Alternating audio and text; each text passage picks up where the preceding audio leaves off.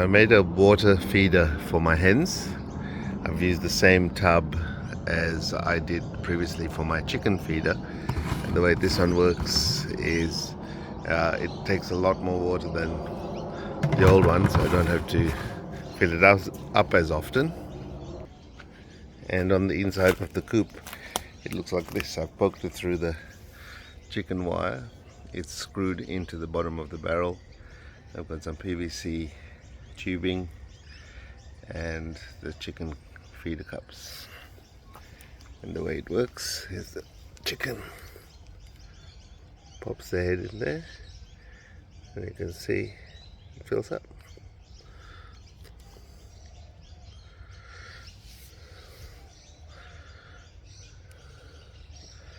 So I've got these cups for $2 each.